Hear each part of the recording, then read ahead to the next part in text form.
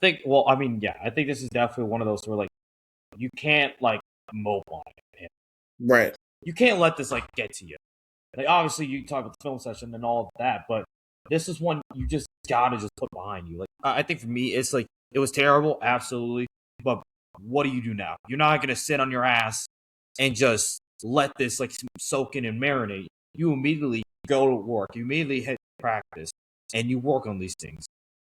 Just sit around like you don't let this marinate because if this sticks in your head today, tomorrow, or Friday, it's going to affect what you do on Saturday, on Monday, and the rest of the season. So that's just where I'm at. It's like, yeah, what I like us as like an out like as a fan, we're not in the field. Yeah, we can worry about like we have the privilege to worry about this. They don't. And if I'm in their shoes, I'm not going to like I'm gonna like take notes of what I need to do and obviously gonna work like and try to get the energy back. But yeah, I don't think it would be a mistake for Iowa State to think maybe it's possibly a trend because once they start doing that, that that's going to creep in the back of your mind, and if it happens, it's just going to confirm it, and then your confidence is going to go down, your shots are going to fall, you're not going to play as well as you should be. So you put this behind you, and I mean this was a like this is about everything went wrong in this game, and I mean the Cincinnati game like that. I will say that Iowa State has had two of the ugliest losses out of anybody in the Big 12, with losing at Cincinnati and at TCU.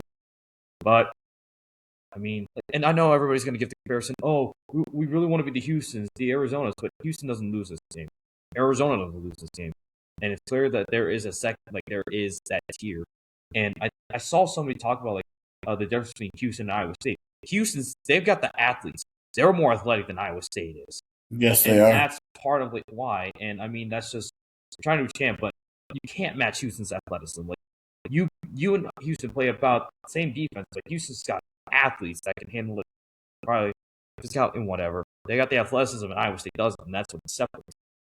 But yeah, Iowa State, you're coming back. Like it's just, it's one thing for like me to like react to like do, but like, oh man, I kind of lost. But like, man, this thing, like, how do I even react? Because like on one end, I'm thinking like this is what I'm thinking. But on the other end, it's just reading like how much is like this is where I think I need to just go on a tangent. It was ridiculous seeing all the like how like it's one thing for us to overreact. That's gonna happen. But dear God, I like I am sick of like having to like listen to the same people talk about.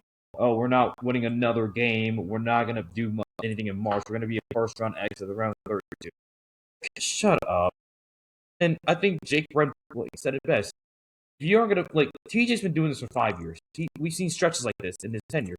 If you don't believe that he's going to be able to fix this, don't even show up to Kansas on Saturday. Don't even show up to Houston on Monday. Don't even show up the rest of the season.